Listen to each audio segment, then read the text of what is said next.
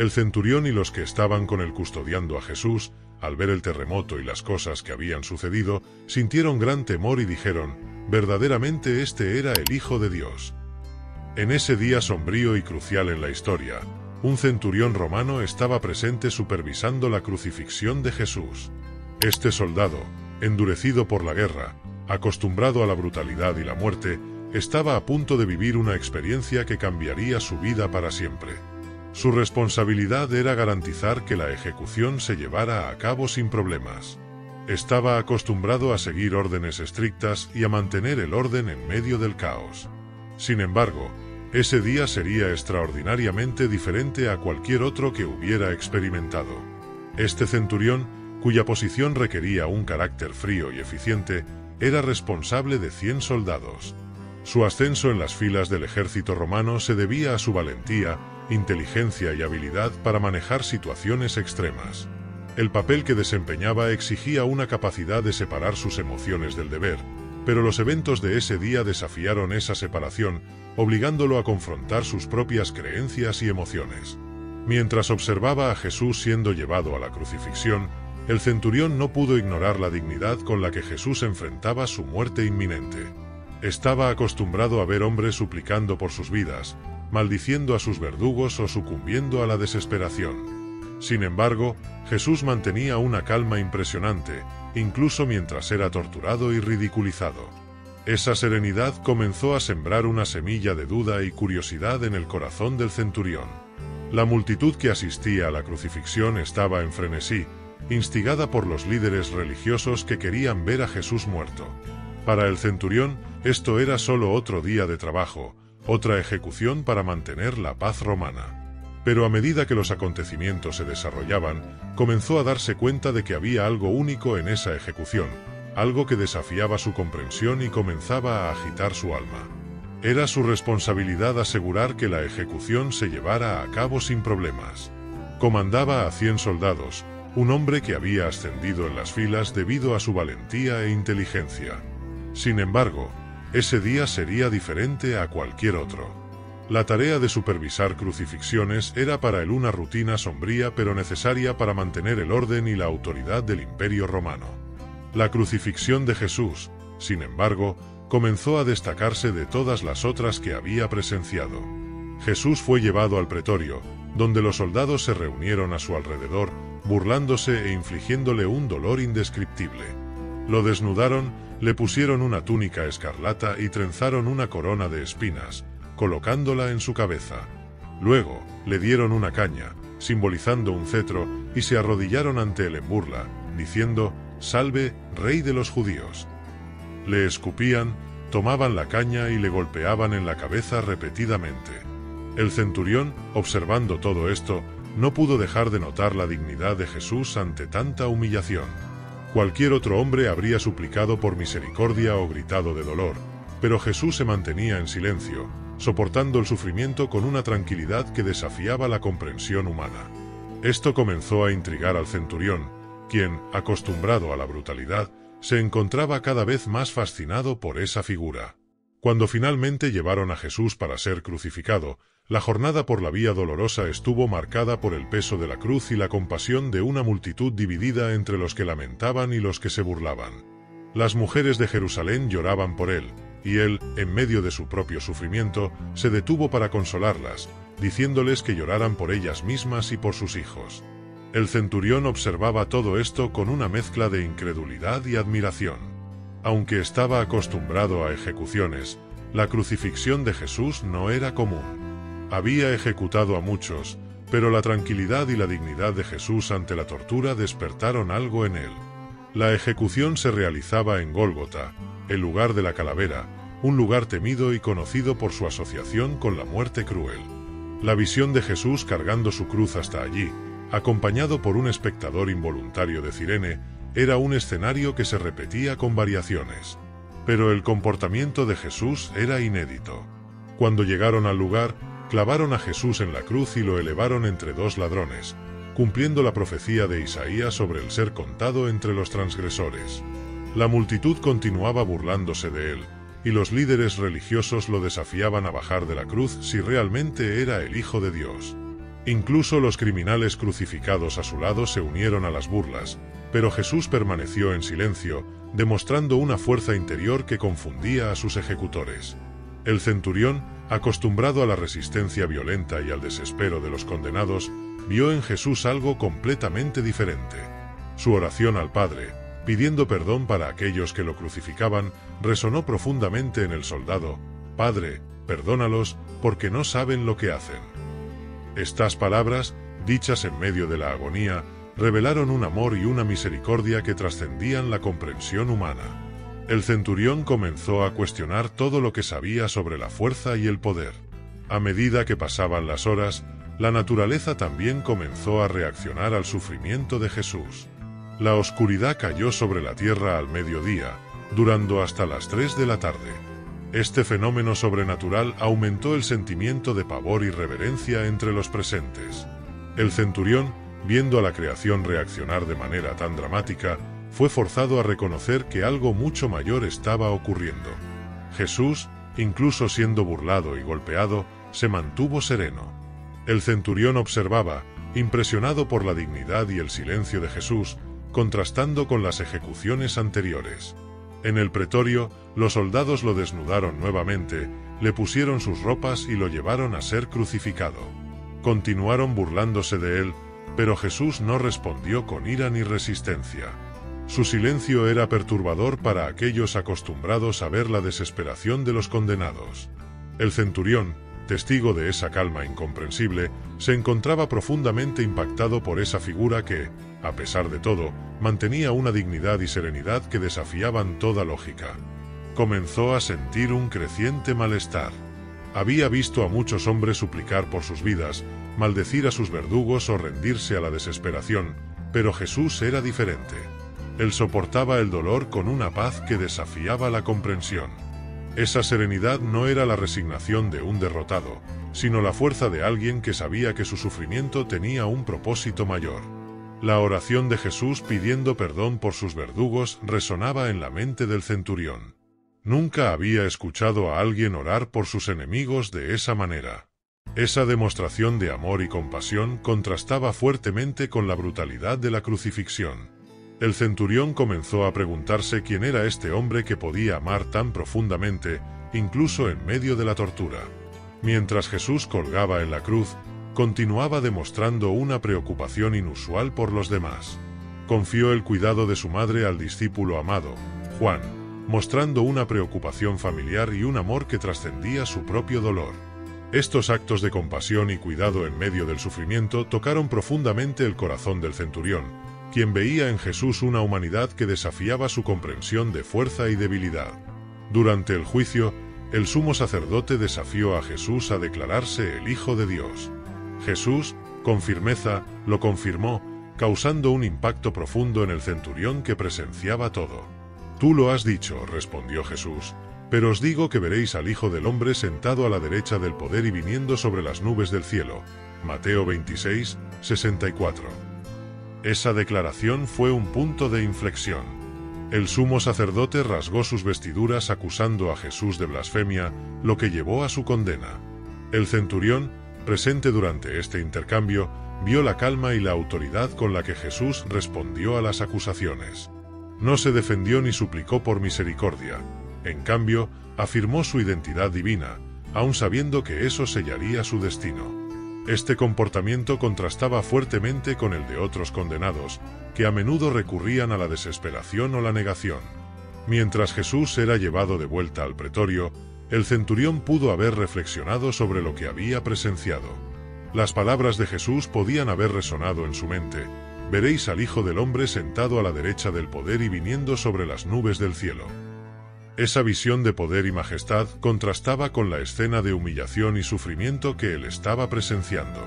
¿Cómo podía alguien en tal situación hablar con tanta certeza y autoridad? A medida que Jesús enfrentaba más humillaciones y torturas, su respuesta permanecía constante. No maldijo a sus verdugos ni intentó escapar. En cambio, continuó demostrando una fuerza tranquila que desafiaba la comprensión del centurión. Esa fuerza no era física, sino espiritual, y podría haber comenzado a despertar una nueva percepción en el soldado endurecido. La multitud, incitada por los líderes religiosos, exigía la crucifixión de Jesús. Pilato, cediendo a la presión, entregó a Jesús a los soldados. El centurión vio nuevamente la calma de Jesús en medio del caos. «¡Crucifícalo! ¡Crucifícalo!», ecoaban los gritos de la multitud, mientras Pilato se lavaba las manos, simbolizando su intento de eximirse de la culpa por la condena de un hombre inocente. Mateo 27, 24. El centurión estaba acostumbrado a la violencia y la sed de sangre de las multitudes. Había visto muchas veces a la gente exigir la muerte de los condenados. Sin embargo, la intensidad del odio dirigido a Jesús era inusual. Sabía que los líderes religiosos estaban detrás de esto, manipulando a la multitud para asegurar la ejecución de Jesús. Esa manipulación no era una novedad, pero el objetivo de su odio era lo que perturbaba al centurión.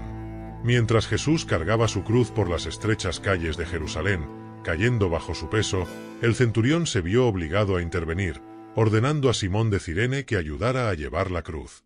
Este simple acto de compasión, ordenado por el centurión, mostró que, incluso en su papel de ejecutor, no era insensible al sufrimiento humano. Vio en Jesús a un hombre que no merecía ese destino.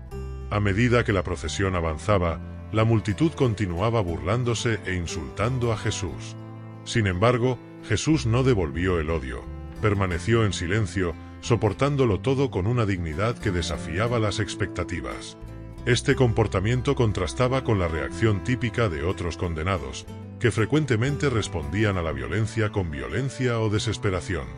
Mientras Jesús era clavado en la cruz, no expresó odio ni ira. Al contrario, pidió al Padre que perdonara a aquellos que lo crucificaban, incluido el propio centurión. «Padre, perdónalos, porque no saben lo que hacen». Lucas 11 y 34. Estas palabras, pronunciadas en medio de la agonía, revelaron una profundidad de amor y compasión que desarmó al centurión. Acostumbrado a escuchar gritos de dolor y maldiciones, pudo haberse sorprendido con esta oración. Nunca antes había visto a un hombre, especialmente uno que estaba siendo ejecutado de manera tan cruel, pedir perdón para sus verdugos. Esta demostración de misericordia podría haber comenzado a romper la dureza de su corazón, plantando en él una semilla de duda sobre todo lo que había conocido y creído. Mientras Jesús colgaba en la cruz, continuaba demostrando una preocupación inusual por los demás. Confió el cuidado de su madre al discípulo amado, Juan, mostrando una preocupación familiar y un amor que trascendía su propio dolor. Estos actos de compasión y cuidado en medio del sufrimiento podrían haber tocado profundamente el corazón del centurión, quien veía en Jesús una humanidad que desafiaba su comprensión de fuerza y debilidad. A medida que la crucifixión continuaba, el centurión observaba las reacciones de la multitud y de los otros soldados. Algunos se burlaban de Jesús diciendo: «Si eres el Hijo de Dios, baja de la cruz». Mateo 27, 40. Otros, sin embargo, podrían haber comenzado a preguntarse si realmente habían cometido un error terrible al condenar a un hombre justo. El centurión, viendo estas reacciones divididas, podría haber sentido una creciente convicción de que estaba presenciando algo divino. Los soldados, incluyendo el centurión, echaron suertes por las ropas de Jesús. Incluso en ese momento, la preocupación de Jesús era el perdón de sus verdugos, y cuando lo crucificaron, repartieron sus vestiduras echando suertes sobre ellas para ver qué se llevaría cada uno. Marcos 3 y 24. Este acto de dividir las ropas era común en las crucifixiones romanas, donde los ejecutores tenían derecho a las posesiones del condenado. El centurión, observando este ritual, vio un contraste chocante. Mientras sus compañeros de armas estaban más preocupados por las pertenencias materiales de Jesús, él no podía ignorar la profundidad espiritual de lo que estaba sucediendo. Las palabras de Jesús pidiendo perdón todavía podrían resonar en su mente, confrontándolo con una realidad que nunca había considerado. Los evangelios relatan que las vestiduras de Jesús fueron divididas en 4 partes, una para cada soldado, pero su túnica, que era sin costura, fue sorteada para decidir quién se la llevaría. Juan 19, 23-24. Este detalle aparentemente trivial cumplía una profecía del Antiguo Testamento. Repartieron entre sí mis vestiduras y sobre mi ropa echaron suertes. Salmo 10 y 18. El centurión, aunque tal vez no conociera esta profecía, podría haber comenzado a darse cuenta de que todo lo que ocurría allí tenía un significado más profundo. Mientras los soldados echaban suertes, Jesús continuaba sufriendo en silencio, mostrando una resistencia y una serenidad que desafiaban la comprensión humana. Para el centurión, cada momento podría haber aumentado su convicción de que éste no era un hombre común. Podría haber comenzado a reflexionar sobre las historias y los milagros que había oído acerca de Jesús, y cómo alguien con tanto poder y compasión podría ser condenado a muerte. De repente, la tierra tembló y una oscuridad sobrenatural cubrió el cielo. Estos signos cósmicos afectaron profundamente al centurión, quien nunca había presenciado algo semejante. Hubo tinieblas sobre toda la tierra, como se menciona en Mateo 27, 45. Este fenómeno aumentó el temor y la reverencia entre los presentes, dejando claro que la crucifixión de Jesús era un evento extraordinario. El centurión, ya perplejo por el comportamiento de Jesús, ahora enfrentaba una naturaleza que respondía dramáticamente a la muerte del hombre en la cruz. La oscuridad al mediodía y el terremoto que siguió eran señales inequívocas de que algo más allá de la comprensión humana estaba ocurriendo. Estos eventos físicos reflejaban la magnitud espiritual de lo que estaba sucediendo. La oscuridad que duró 3 horas no podía explicarse por un eclipse solar, ya que la Pascua judía se celebraba durante la luna llena, por lo que este evento fue claramente percibido como un signo divino. El centurión, viendo la creación reaccionar de manera tan dramática, fue forzado a reconocer que estaba presenciando un momento único en la historia. La tierra tembló y las rocas se partieron, mostrando que la naturaleza estaba de luto por la muerte del Hijo de Dios. A estas alturas, el centurión y sus hombres estaban llenos de miedo. Acostumbrados a lidiar con el peligro y la muerte, esta experiencia era diferente. No solo estaban presenciando una ejecución, sino una manifestación del poder divino. Jesús, clamando con gran voz, entregó su espíritu, y el velo del templo se rasgó en dos, de arriba a abajo. La tierra tembló y las piedras se partieron. Mateo 27, 50-51. Estos eventos aumentaron la convicción del centurión de que Jesús era, de hecho, el Hijo de Dios. La naturaleza, más sensible que los corazones humanos, respondió a la muerte de Jesús. Las rocas se partieron y la tierra tembló, señalando la importancia de ese momento. El velo del templo que separaba el lugar santísimo fue rasgado, simbolizando la nueva alianza entre Dios y la humanidad a través del sacrificio de Jesús. El centurión, viendo estos signos, comenzó a comprender que la muerte de Jesús no era solo una ejecución, sino un evento cósmico de gran importancia espiritual. La oscuridad y el terremoto eran manifestaciones físicas del luto de la creación por la muerte de su creador. Spurgeon, un famoso predicador, dijo: «Él no murió por las rocas, pero aún así, las rocas fueron más tiernas que los corazones de los hombres por quienes él derramó su sangre». Ante todos estos eventos, el centurión declaró: «Verdaderamente, este era el Hijo de Dios». Mateo 27, 54. Esta confesión fue un reconocimiento poderoso y sincero de la inocencia y divinidad de Jesús. El centurión, un hombre acostumbrado a la brutalidad de la guerra y la muerte, fue profundamente tocado por lo que vio y oyó ese día. Su declaración fue un testimonio del impacto que la muerte de Jesús tuvo sobre él. La convicción del centurión no surgió solo de los signos externos como la oscuridad y el terremoto, sino también de su observación cuidadosa del comportamiento de Jesús durante todo el proceso de tortura y crucifixión. Vio la dignidad, la compasión y el amor de Jesús, incluso en medio de la agonía, contrastando fuertemente con la brutalidad y crueldad que solía ver en otras ejecuciones. La proclamación del centurión fue un acto de valentía y fe. Estaba rodeado de soldados y líderes religiosos que habían condenado a Jesús a muerte, pero aún así, declaró su creencia en la divinidad de Jesús. Esta confesión fue un hito en la vida del centurión, un momento transformador que lo llevó a reconocer la verdad sobre quién era Jesús. Esta declaración también fue un testimonio para los que estaban allí. La confesión de un soldado romano endurecido por la batalla dio credibilidad a la divinidad de Jesús. La muerte de Jesús comenzó a tener un impacto inmediato, tocando el corazón de un hombre que estaba allí para supervisar su ejecución. El centurión, que comenzó el día como un ejecutor, terminó como un creyente. A medida que las horas pasaban, El centurión podría haber reflexionado sobre los acontecimientos. Podría haber pensado en el significado de las palabras de Jesús y en el impacto de los eventos que presenció. La oración de Jesús pidiendo perdón para sus verdugos, los signos sobrenaturales y la serenidad de Jesús ante la muerte podrían haber continuado resonando en su mente. Cada momento de ese día podría haber reforzado la convicción de que había presenciado algo extraordinario. La mente del centurión podría haber estado llena de preguntas. ¿Quién era este hombre que ayudó a crucificar? ¿Cómo podía alguien soportar tanto dolor y humillación con tanta dignidad? ¿Por qué la naturaleza respondió tan dramáticamente a su muerte? Estas preguntas podrían haber comenzado a consumir sus pensamientos, llevándolo a buscar respuestas. Las palabras de Jesús al sumo sacerdote, afirmando que verían al Hijo del Hombre sentado a la derecha del poder y viniendo sobre las nubes del cielo, podrían haber resonado en la mente del centurión. Podría haber comenzado a darse cuenta de que la crucifixión no era el final, sino el comienzo de algo mucho más grande. El centurión, acostumbrado a lidiar con la muerte, podría haber comenzado a vislumbrar la promesa de vida eterna a través de Jesús. Mientras reflexionaba, el centurión también podría haber pensado en la responsabilidad que cargaba. Había supervisado la ejecución de un hombre justo, un hombre que ahora creía ser el Hijo de Dios.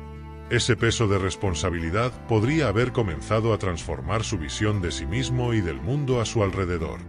Ya no era solo un soldado romano, ahora era alguien que había sido tocado por la verdad divina. Algo dentro del centurión podría haber comenzado a cambiar. Un soldado endurecido por la guerra y la muerte podría haber sentido su corazón ser tocado por el mensaje de amor y perdón de Jesús. La brutalidad que había presenciado y en la que había participado a lo largo de su carrera ahora parecía vacía e insignificante ante la compasión y la misericordia que Jesús demostró en la cruz. El centurión podría haber comenzado a sentir una nueva conciencia espiritual despertando dentro de sí. Había visto morir a muchos hombres, pero la muerte de Jesús era diferente. Había una santidad y una paz en la forma en que Jesús enfrentó su ejecución que era imposible de ignorar. Esa experiencia podría haber comenzado a romper la dureza de su corazón, llevándolo a reconsiderar sus creencias y valores. La transformación interior del centurión no fue inmediata, sino gradual. A medida que reflexionaba sobre los eventos de ese día, podría haber comenzado a sentir una creciente necesidad de buscar la verdad. El centurión podría haber comenzado a cuestionarse sobre el significado de la vida y la muerte, así como sobre el propósito de su propia existencia. Esta búsqueda espiritual podría haberlo llevado a un viaje de autodescubrimiento y conocimiento personal. El centurión, antes conocido por su eficiencia y frialdad, podría haber empezado a mostrar señales de compasión y humildad. Es posible que comenzara a tratar a sus subordinados y prisioneros con más humanidad, reflejando la influencia de Jesús en su vida. La transformación interior del centurión podría haber sido un testimonio del poder de la cruz para cambiar corazones y mentes, llevándolo a una nueva comprensión del amor y la justicia. El impacto de ese día no se limitó al centurión. Otros soldados y espectadores también fueron profundamente afectados por lo que vieron y escucharon. La crucifixión de Jesús dejó una marca indeleble en todos los presentes, llevando a muchos a cuestionar sus creencias y a buscar la verdad. La muerte de Jesús comenzó a sembrar semillas de fe que germinarían en las semanas y meses siguientes. Entre los presentes estaban las mujeres que habían seguido a Jesús desde Galilea, incluyendo a María Magdalena, María la madre de Jacobo y José, y la madre de los hijos de Zebedeo. Observaban todo desde lejos, pero su amor y devoción por Jesús eran innegables. Estas mujeres serían las primeras en presenciar la resurrección de Jesús, y su testimonio sería crucial para difundir la buena nueva. La crucifixión también tuvo un impacto significativo en José de Arimatea y Nicodemo, ambos miembros del Sanedrín que secretamente creían en Jesús. Arriesgaron sus posiciones y posiblemente sus vidas al pedirle a Pilato el cuerpo de Jesús y darle un entierro digno. Este acto de valentía y fe demostró que la muerte de Jesús estaba comenzando a transformar corazones incluso entre los líderes religiosos. El centurión, que comenzó el día como un ejecutor, terminó como un creyente. Su declaración de fe fue un hito en la historia de la salvación, mostrando que incluso los más endurecidos pueden ser tocados por la gracia divina. La transformación del centurión sirvió como un poderoso testimonio del poder redentor de la cruz, inspirando a otros a buscar la verdad y a abrazar la fe en Jesús. María Magdalena, una seguidora devota de Jesús, estaba presente. Su testimonio sobre la resurrección de Jesús añadió más credibilidad a las experiencias del centurión. Ella fue la primera en ver a Jesús resucitado, y su historia inspiró a muchos a creer en el poder de la resurrección. María Magdalena fue y anunció a los discípulos: «He visto al Señor», y les contó lo que él le había dicho. Juan 8 y 18. María Magdalena era una mujer que había sido liberada de 7 demonios por Jesús. Su gratitud y amor por él eran profundos, y lo siguió fielmente, apoyando su ministerio. Cuando Jesús fue crucificado, ella permaneció al pie de la cruz, presenciando su sufrimiento y muerte. Su presencia constante al lado de Jesús durante sus momentos más difíciles mostró su devoción inquebrantable. La resurrección de Jesús fue un momento de gran alegría y transformación para María Magdalena. Corrió a contarles a los discípulos, que estaban escondidos por miedo a los líderes judíos. Su mensaje trajo esperanza y renovó la fe de aquellos que estaban desanimados. La experiencia de María Magdalena como testigo ocular de la resurrección fue un poderoso testimonio que ayudó a difundir la buena nueva. El centurión, al escuchar el testimonio de María Magdalena y de otros seguidores de Jesús, pudo haber fortalecido aún más su nueva fe. La resurrección de Jesús confirmó todo lo que había presenciado durante la crucifixión. Vio que la muerte no tenía la última palabra y que la vida eterna era una realidad prometida por Jesús. Este entendimiento profundo pudo haberlo llevado a compartir su propia experiencia y fe con otros. Después de escuchar el testimonio de María Magdalena, el centurión pudo haber comenzado a compartir su experiencia con otros.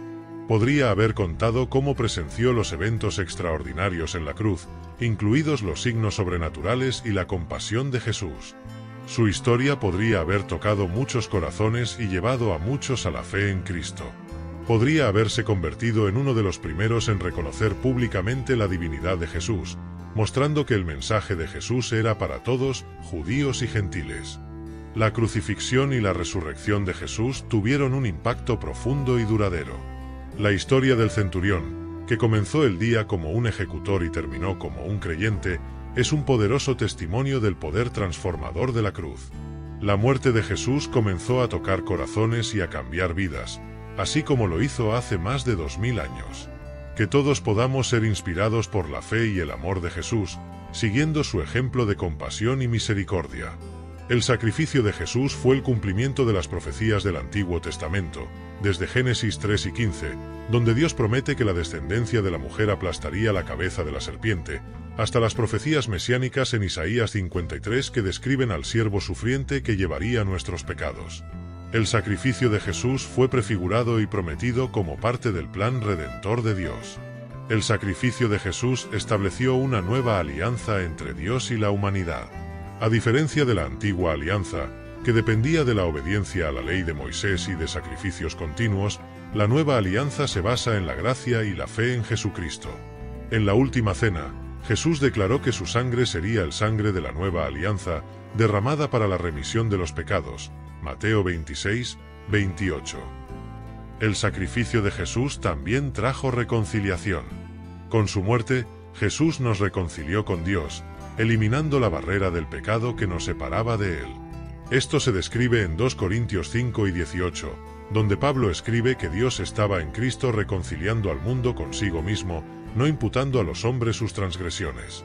La reconciliación implica que ahora podemos tener paz con Dios y una relación restaurada con Él. A través del sacrificio de Jesús, los creyentes tienen la promesa de la vida eterna. Jesús afirmó en Juan 3 y 16 que Dios amó tanto al mundo que dio a su Hijo unigénito para que todo aquel que en Él cree no se pierda, sino que tenga vida eterna. La muerte de Jesús y su resurrección garantizan que la muerte no es el fin, sino el comienzo de una nueva vida con Dios para siempre. El sacrificio de Jesús en la cruz es el acto supremo de amor y gracia de Dios para con la humanidad. Cumple las promesas y profecías del Antiguo Testamento, establece una nueva alianza, trae redención, justificación y reconciliación, y ofrece la promesa de la vida eterna. Este evento central del cristianismo revela el corazón de Dios y su plan de salvación para toda la humanidad. Es una invitación para que todos se reconcilien con Dios a través de la fe en Jesucristo y experimenten la transformación que proviene de la gracia redentora de Dios.